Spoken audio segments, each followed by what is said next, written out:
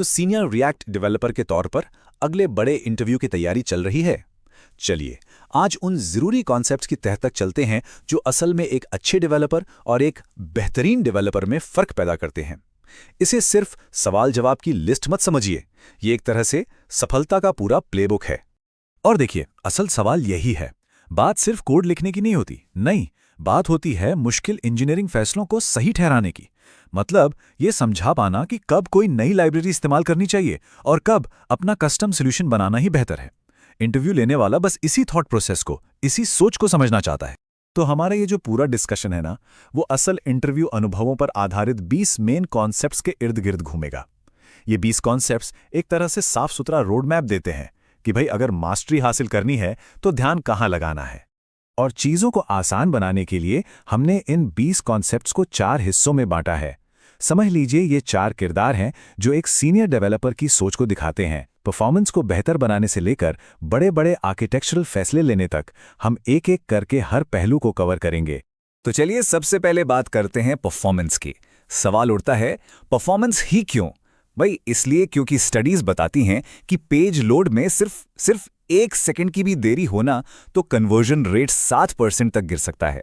तो एक senior developer के लिए परफॉर्मेंस कोई अच्छा सा फीचर नहीं है, ये तो एक बुनियादी जरूरत है।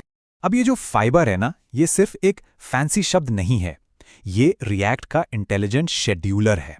मतलब ये एक स्मार्ट ट्रैफिक कंट्रोलर की तरह है। ये लंबे लंबे रेंडरिंग टास्क को छोटे छोटे टुकड़ों में तोड़ देता है और फिर उन्हें प्रायोरिटी देता है। इसका नतीजा, जरूरी अपडेट्स जैसे कि कोई बटन क्लिक कभी ब्लॉक नहीं होते और ऐप हमेशा मक्खन जैसा स्मूथ चलता है।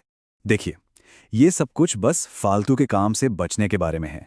हम यूज मेमो का इस्तेमाल करते हैं ताकि भारी भरकम कैलकुलेशन के नतीजों को याद रख सकें। यूज कॉलबैक का इस्तेमाल करते हैं ताकि फंक्शंस बार बार ना बने। और react.memo ये कंपोनेंट्स को कहता है कि भाई तभी री-रेंडर होना जब तुम्हारे प्रॉप्स बदलें। लेकिन हाँ, एक बात का ध्यान रखना जरूरी है, जरूरत से ज्यादा मेमोराइजेशन करने से फायदे से ज्यादा नुकसान भी हो सकता है। जरा सोचिए, जब कोई किसी वेबसाइट पर आता है तो क्या उसे पूरा का पूरा एप्लीकेशन एक ही बार में डाउनलोड करने की जरूरत होती है? बिल्कुल नहीं। react.lazy और सस्पेंस का इस्तेमाल करके कोड को छोटे छोटे टुकड़ों में बांटा जा सकता है। इससे होता यह है कि यूजर को सिर्फ वही कोड मिलता है जिसकी उसे उस पल में जरूरत है, और नतीजा एकदम रॉकेट की तरह तेज इनिशियल पेज लोड। अच्छा, अब ये एक क्लासिक ट्रेड ऑफ है। मतलब कुछ पाने के लिए कुछ खोना पड़ता है। जैसे एक ई-कॉमर्स साइट है, वहाँ एसईओ और पहला पेज लोड ही सब कुछ है, तो एसएसआर यानी सर्वर साइड रेंडरिंग सबसे अच्छा ऑप्शन हो सकता है। वहीं दूसरी तरफ एक कॉम्प्लेक्स डैशबोर्ड है जहाँ बहुत सारी इंटरैक्टिविटी चाहिए, वहाँ सीएसआर ज़्यादा काम आता है। एक सीनियर डेवलपर की यही पहचान है कि वो प्रोजेक्ट की ज़रूरतों के हिसाब से सही फैसला ले। चलिए अब बात करते हैं बिल्डिंग ब्लॉक्स की, हमारा दूसरा डोमेन। ये साफ सुथरे, मेंटेन करने लायक और बार बार इस्तेमाल हो सकने वाले कंपोनेंट बनाने की कला के बारे में है। और सच कहूं तो यही अच्छे सॉफ्टवेयर की असली नींव होती है। देखिए, जब तक हुक्स नहीं आए थे तब एचओसीज और रेंडर प्रॉप्स ही लॉजिक शेयर करने के मेन तरीके हुआ करते थे। हाँ, ये सच है कि आज ज्यादातर मामलों में हुक्स इनसे बेहतर हैं, लेकिन इन पुराने पैटर्न्स को समझना फिर भी बहुत जरूरी है, खासकर तब जब किसी पुराने कोडबेस पर काम करना पड़ जाए। एक तरह से ये रिएक्ट की पूरी कहानी बताते हैं कि वो कैसे इवॉल्व हुआ। यू इफेक्ट का काम है साइड इफेक्ट्स को मैनेज करना, ये तो सब जानते हैं, लेकिन असली खेल तो इसकी डिपेंडेंसी एरे में है। अगर खाली एरे, खाली कुछ भी नहीं है, तो इफेक्ट सिर्फ एक बार चलेगा बस। कोई एरे नहीं तो हर रेंडर पर चलेगा। और अगर एरे में वेरिएबल्स हैं तो इफेक्ट तभी चलेगा जब वो वेरिएबल्स बदलेंगे। इस छोटे से अंतर को समझना मेमोरी लीक जैसी बड़ी समस्याओं को रोकने के लिए बेहद जरूरी है। देखिए, ज्यादातर मामलों में तो कंट्रोल कंपोनेंट्स ही बेस्ट होते हैं। क्यों? क्योंकि रिएक्ट स्टेट ही हर चीज का कंट्रोल रखता है, वो सिंगल सोर्स ऑफ ट्रूथ होता है। लेकिन मान लीजिए कोई थर्ड पार्टी लाइब्रेरी इस्तेमाल हो रही है जो सीधे डॉम को कंट्रोल करती है, या फिर कोई बहुत ही सिंपल सा फॉर्म बनाना है।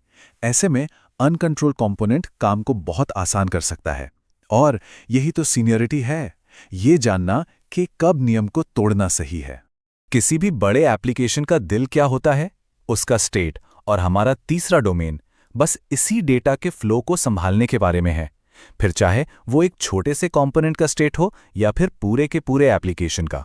कॉन्टेक्स्ट एपीआई ये प्रॉप ड्रिलिंग की मुसीबत से बचाता है। मतलब डेटा को कंपोनेंट दर कंपोनेंट नीचे भेजने की जरूरत नहीं पड़ती। लेकिन ये कोई जादुई छड़ी नहीं है, याद रखिएगा। अगर इसे सावधानी से इस्तेमाल ना किया तो ये परफॉर्मेंस की बड़ी दिक्कतें पैदा कर सकता है। क्यों? क्योंकि कॉन्टेक्स्ट में जरा सा भी बदलाव हुआ तो उससे जुड़े सारे कंपोनेंट्स री-रेंडर हो जाते हैं।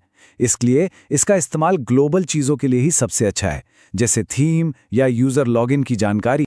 ये बहुत बड़ा सवाल है और सच कहूं तो इसका कोई एक सीधा साधा जवाब नहीं है। जैसे जैसे ऐप बड़ा होता जाता है ना, स्टेट को मैनेज करना किसी रॉकेट साइंस से कम नहीं लगता। इंटरव्यू लेने वाला यहां पर बस यही देखना चाहता है कि फैसला लेने की क्षमता कैसी है।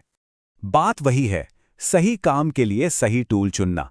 कभी कभी तो कॉन्टेक्स्ट और हुक्स का कॉम्बिनेशन ही काफी होता है, लेकिन जब स्टेट बहुत ज्यादा कॉम्प्लेक्स और ग्लोबल हो जाए तो रिडक्स जैसी लाइब्रेरीज एक अच्छा स्ट्रक्चर देती हैं।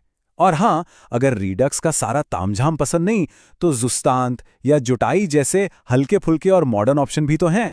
और अब आते हैं आखिरी और शायद सबसे जरूरी डोमेन पर।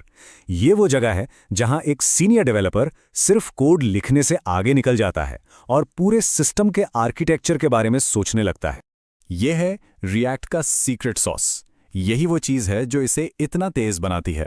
और इस पूरी प्रक्रिया को ऑप्टिमाइज करने का सबसे जरूरी टूल क्या है? की प्रॉप। जब भी कोई लिस्ट रेंडर होती है तो हर आइटम को एक यूनिक की देना जरूरी है। इससे रिएक्ट को पता चलता है कि कौन सा आइटम बदला, कौन सा नया आया और कौन सा हटा दिया गया। इससे डोम में होने वाले बदलाव एकदम कम और बहुत एफिशिएंट होते हैं। तो जब भी कोई इंटरव्यू में स्केलेबिलिटी की बात करे तो वो असल में इन चीजों के बारे में सुनना चाहता है। रीयूजेबिलिटी मतलब एक ऐसा बटन कंपोनेंट बनाना जो पूरे ऐप में हर जगह इस्तेमाल हो सके। मॉड्यूलैरिटी मतलब हर फीचर को अपने अलग फोल्डर में रखना। और टेस्टेबिलिटी, इसका मतलब है प्योर फंक्शंस और कस्टम हुक्स लिखना जिन्हें अलग से आसानी से टेस्ट किया जा सके।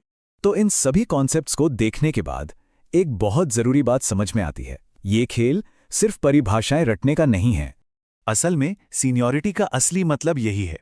एक जूनियर डेवलपर ये जानता है कि कोई चीज़ क्या है, लेकिन एक सीनियर डेवलपर ये समझता है कि उसे क्यों और कब इस्तेमाल करना है। यह इंजीनियरिंग में होने वाली लेन देन यानी ट्रेड ऑफ्स की गहरी समझ है। तो अगले इंटरव्यू की तैयारी करते समय ये सवाल जरूर सोचना चाहिए, इनमें से कौन सा एरिया है जो एक अच्छे डेवलपर को एक ग्रेट डेवलपर से अलग करता है? क्या वो परफॉर्मेंस की छोटी छोटी बारीकियां हैं, सुंदर कंपोनेंट बनाने की कला है, या फिर पूरे आर्किटेक्चर को एक साथ देख पाने की वो दूर की नज़र?